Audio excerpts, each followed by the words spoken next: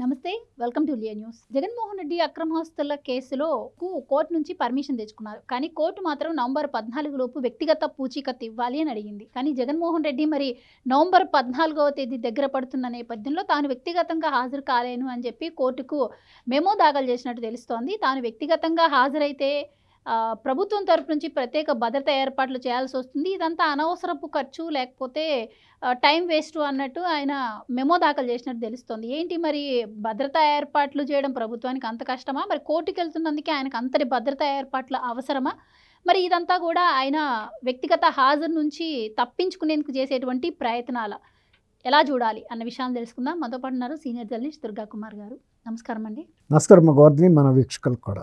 జగన్మోహన్ రెడ్డి గారు ఎప్పుడు కూడా కోర్టు వ్యక్తిగత హాజరు కావాలి అని అడిగినప్పుడల్లా ఆయన ప్రతిసారి ఏదో ఒక అడ్డంకి పెడుతూనే ఉన్నాను. గతంలో కూడా మనం చూసాం. విదేశీ పర్యటనకు వెళ్ళేందుకు వ్యక్తిగతంగా హాజరవ్వమంటే ఆయన ఎప్పుడు వెళ్ళి హాజరయ్యింది లేదు.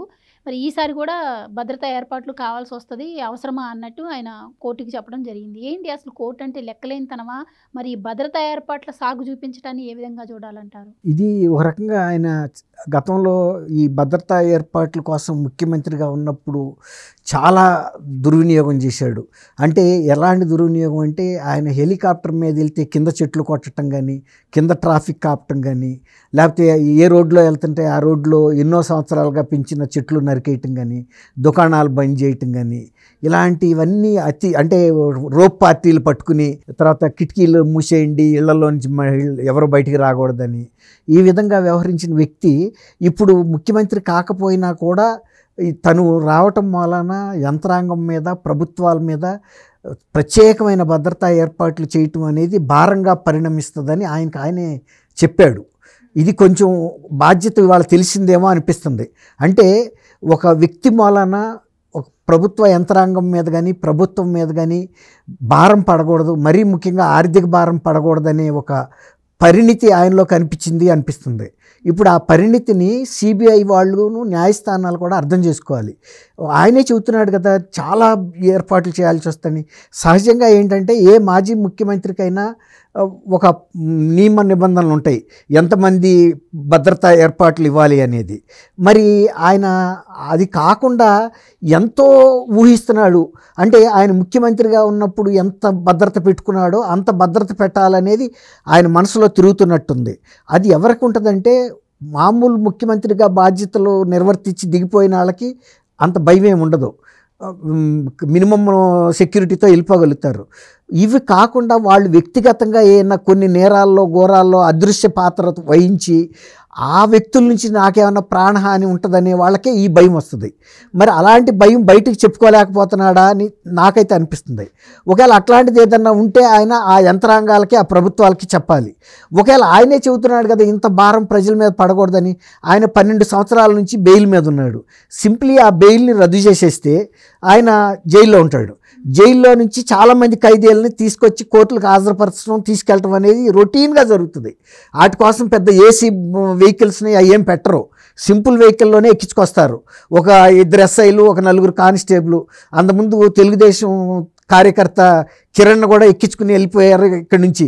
వాళ్ళ గోరంట్ల మాధవ్ వాళ్ళ మాజీ ఎంపీఏ కూడా అటాక్ చేయడానికి ప్రయత్నించాడు, అయినా కూడా వాళ్ళు తట్టుకోగలిగారు. అలాంటిదే ఈయనకి కూడా పెట్టచ్చు. దానివల్ల ఆయన అనుకున్నట్టు ఖర్చు పడే పరిస్థితి ఉండదు.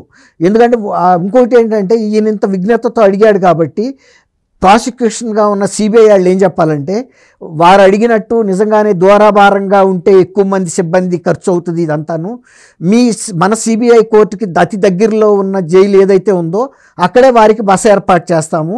కాబట్టి పోలీస్ కస్టడీలోనే ఉంటాడు కాబట్టి జైలు నుంచి తీసుకురావటం, తీసుకెళ్ళటం ఈజీగా ఉంటుంది. దానికి తోడు మీరు రోజువారీ విచారణ చేయించండి. ఈ కేసుని సంవత్సరాలు ఇప్పటికే 12 సంవత్సరాలు అయిపోయింది. ఆయన మళ్ళీ అనేక ప్రజా కార్యక్రమాల్లో పాల్గొనే వ్యక్తి కాబట్టి ఆయన కూడా త్వరగా ఈ కేసు నుంచి విముక్తి చేసి మా బాధ్యతల నుంచి కూడా తప్పించండి. ఇది పెద్ద తలనొప్పిగా ఉంది ఈ కేసు, కొన్ని సంవత్సరాలుగా మాకు కూడా. తర్వాత త్వరగా ఈ కేసు పరిష్కారం 6 జడ్జీలు ఇప్పటికే మారిపోయారు. ఇక ఇటువంటి తర్వాత సుప్రీంకోర్టు కూడా ఒక ఆదేశం ఇచ్చింది, ప్రజాప్రతినిధుల మీద ఉన్న కేసుల్ని వితిన్ 1 ఇయర్ లోపల తేల్చేయమని. అది కూడా మీరు ఉపయోగించుకుని రోజువారీ విచారణ కూడా పెట్టండి, మేము మినిమం భద్రతతో సేఫ్గా ఆయన ఇక్కడ తీసుకొస్తాము ఆయన అనుకున్నట్టు ఆర్థిక యంత్రాంగం మీద భారం పడినము, ప్రభుత్వం మీద కూడా భారం పడినము. సిబిఐగా మేము ఇస్తున్నాం మీకు హామీ, రిటర్న్గా కూడా ఇవ్వచ్చు, మేము ఇతర ఖైదీలతో పాటు అంతే భద్రతతో తీసుకొస్తాము, ఏ విధమైన భారం కూడా పడదు అని ఇచ్చి ఆయన ఏదైతే కోరుకున్నాడో దానికి సహకరించాల్సిన బాధ్యత సిబిఐ మీద, న్యాయ వ్యవస్థ మీద కూడా ఉంది. ఆయన అంతటా ఆయనే చెప్తున్నాడు. ఇప్పుడు వ్యక్తిగతంగా తను కోర్టుకు హాజరవ్వకపోయినా కూడా వీడియో కాన్ఫరెన్స్ ద్వారా నేను హాజరవుతాను కావాలంటే మరి దీన్ని అంటే కోర్టులో ఏమన్నా దీన్ని పరిగణలోకి తీసుకునే అవకాశం ఉందా? అంటే ఈ వెసులుబాటు ఉంటుందా ఆరోపణలు ఎదుర్కొంటున్న వాళ్ళకి? అంటే చిన్న కేసెస్ అయితే పర్వాలేదమ్మా, ఇది మరి పెద్ద కేసు, ఇప్పటికే చాలా కాల వ్యవధి అయిపోయింది. ఇంకా ఈ విధంగా ఆయన వీడియో కాన్ఫరెన్స్లో హాజరవుతాన్ని కోర్టులకి శాసించే పరిస్థితి, కోర్టు ఆదేశాలని ముద్దాయి శిరస వహించాలి, కానీ ముద్దాయి శాసించిన దాన్ని కోర్టులు ఆమోదం తెలపకూడదు, అది కోర్టులు నిర్ణయిస్తాయి. కనుక ఎప్పుడు ఇస్తారంటే జైలు నుంచి ముద్దాయిల్ని న్యాయస్థానానికి తీసుకురావచ్చే సందర్భంలో ఒక్కోసారి జైలు సిబ్బంది కొరత ఉంటుంది. ఆ కొరత ఉన్నప్పుడు వాళ్ళు న్యాయమూర్తుల్ని ముందే అడుగుతారు, అయ్యా మా దగ్గర భద్రతా సిబ్బంది తక్కువగా ఉన్నారు, జైలు సిబ్బంది మీ దగ్గరికి తీసుకురావడానికి వీడియో కాన్ఫరెన్స్ లింకేజ్ ద్వారా విచారించండి అని వాళ్ళని ప్రొడ్యూస్ చేస్తారు. ఆ కేసు చూసి మళ్ళీ ఫలానా రోజుకు వాయిదా వేస్తానంటాడు. అందువల్ల ఏంటంటే వాళ్ళు ఇక్కడ దాకా తీసుకురాకుండా తప్పుతుంది. అది ఇప్పుడు ఈయన కొంచెం ఇంపార్టెంట్ ఖైదీ కాబట్టి జైల్లో ఇప్పుడు అటువంటి 2 3 ప్రత్యేకంగా డెడికేటెడ్గా ఉంచుతారు. జగన్మోహన్ రెడ్డి గారు వాయిదా ఉన్నప్పుడల్లా కూడా వాళ్ళని ప్రత్యేకంగా ఉంచుతారు. మరి వందల వేల మందిని అయితే పెట్టలేరు ఆయన అన్నట్టు. అది నిజంగా కూడా యంత్రాంగం మీద భారమే. అసలు కోర్టుకు వెళ్ళే అంటే ముద్దాయిలకి భద్రతా ఏర్పాట్లు అవసరం అంటారా? అంటే ఇప్పుడు జగన్మోహన్ రెడ్డి గారు చాలాసార్లు ప్రజల్లోకి వెళ్తున్నారు. మరి ప్రజల్లోకి వెళ్ళేటప్పుడు మరి నేను వెళ్తే చాలామంది ఇబ్బందులు గురవుతున్నారు, ఒక్కొక్కసారి యాక్సిడెంట్ అవుతుంది, మనిషి చనిపోయారు, ఇలాంటి టైంలో మరి నేను బయటికి వెళ్ళడం ఎందుకు, విపరీతంగా జనాభా వస్తుంది కదా అని చెప్పి ఆ పర్యటనలో ఆయన వెనక్కి తీసుకున్నప్పుడు కేవలం కోర్టుకు రావడానికి మాత్రం ఎందుకు ఆయన భద్రతా ఏర్పాట్లు కావాలి, లేదు అంటే వెళ్ళే పరిస్థితి ఉండదు అని చెప్పి ఆలోచిస్తున్నారు. అంటే తప్పించుకునే ప్రయత్నం కాదంటారా? అంటే ఆయన అట్లా ఆయన మనసులో ఉన్నా కూడా ఆయన ఇది చెప్పాడు కాబట్టి ఇంతవరకే కోర్టులు పరిమితం అవ్వాలి, బియాండ్ ఆలోచించాల్సిన అవసరం లేదు.